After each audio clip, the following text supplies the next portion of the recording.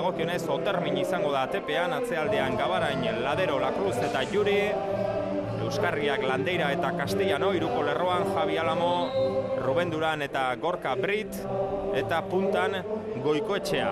Ordezkoen aulkian geratu dira gaurko honetan San Sebastian, ordezko atezaina, Kero, Iker Alegre, Ruben García eta Luisma. Kaudali dagokionez Paco Fernández entrenatzaileak segura jarri du atepean, atzealdean Nacho López, Toyos, Saavedra eta Invernon. Matador eta Espolita izango dira Euskarriak, hiruko lerroan Pebida, Jorge eta Aitor.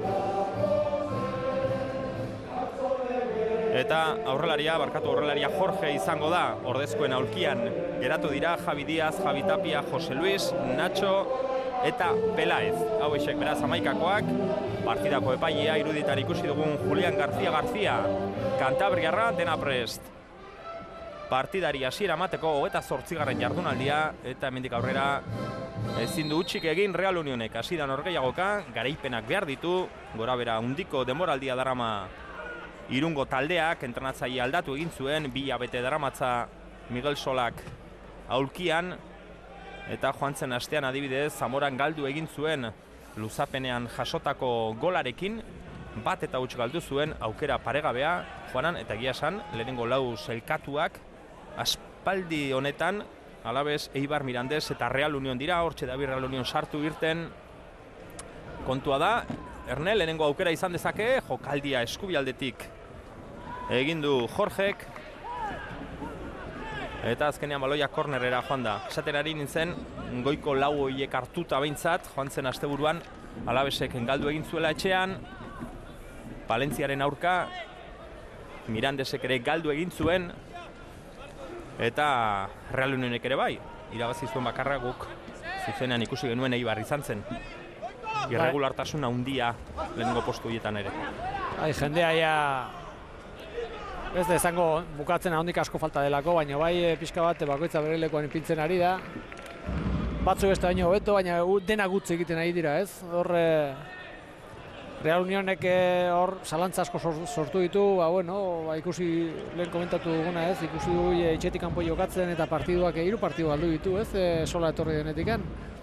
Lezaman galdu zuen, Gasteizen galdu zuen, da azkena Zamoran galdu du, ez? Eta irutze zait aldo horretatik utz asko egiten ari dela, baina eta guztiz ere 4. postu horretan dago, ez? Ez eta berdinduta egon, 4. postu hori heltzen dio, eta horrek seinale da beste batzuek utz egiten ari dela, ez dutelako ies egiten, da horrek beti alde positiboa dauka, ez? Zugo ondo egonez arren, gertu zaude, eta horrek konfiantza apur bat ematen dizu.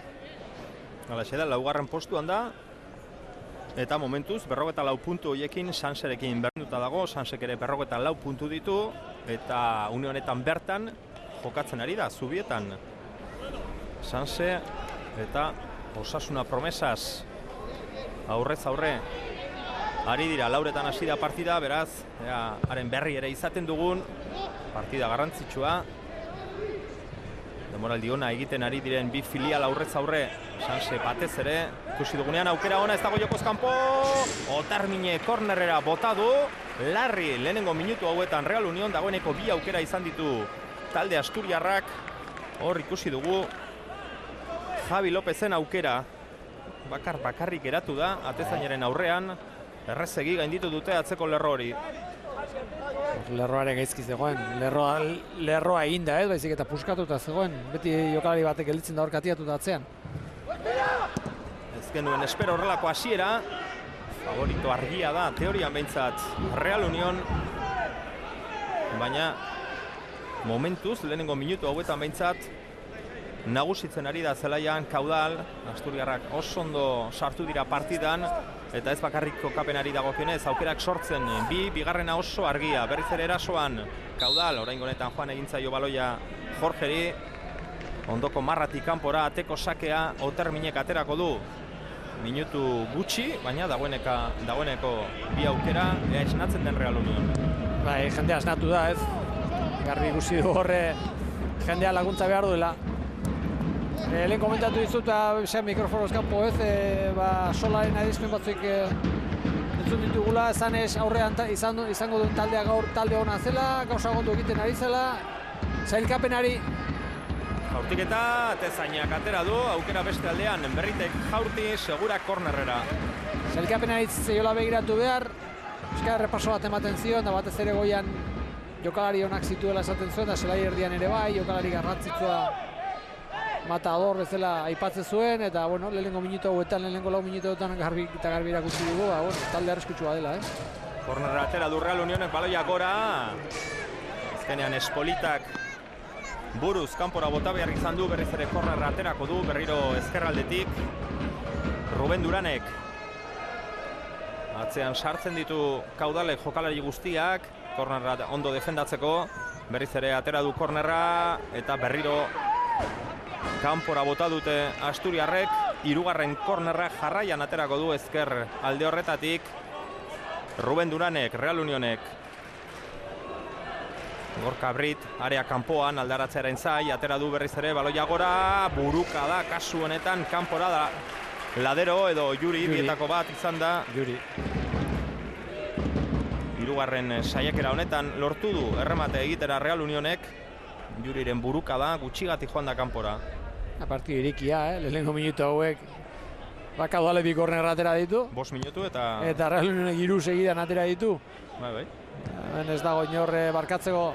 Real Unionek derrigorrezkoa dauka irabazi beharra gaur. Utza handia izango litzake partidua ez baluke irabaziko, baina besteak ere behartuta daude, promozio postutan sartuta dago. Eta badaki gaur hemen galtzeak, beheko matek iraste bali madu bera sartuko dela jetxierako postu horietan, eta beraientzako oso garrantzitsua baita ere. Baloiona berreskuratu Real Unionek azte sarrera txartela ere merezi du Saavedrak eta aterako dio. Gorka Britek baloia ikutu eta gero lurrera joan da Saavedra. Hanka oina aurretik zuela, orain barkamena eskatu dio. Baina falta argia izan da eta ez du ondo harrapatu, baina arriskutsua izan zitekeen Gorka Britentzat. Hor ikusiko dugu, begira, baloia ikutu eta gero. Kasualidadea ez da, 13. txartela. Hori izan benuen, Juananek azkar begiratu ditu datuak, 13 txartel hori, beraz zerbait esan nahi du. Falta oso aurreratu eta Kaudalen atzeko lerroa, area kanpoan metro bat gutxienez, atera du Ruben Duranek, zuzenean seguraren eskuetara. Luze atera du Atezainak Jorgeren bila, La Cruzek berreskuratu du baloia etxekoentzat, atzera Oterminek baloia astindu. Ez iritsi Landeira, gero bai ikutu du Landeirak, eta azkenean baloia segura Atezainari iritsi zaio. Partida bizi-bizi, ritmo onarekin. Ikusiko du partida aurra joan bezala, Zelaiare pixkat ikusi beharko du, eguraldi ederra dago. Eguzki ederra, Zelaia momentu ondo.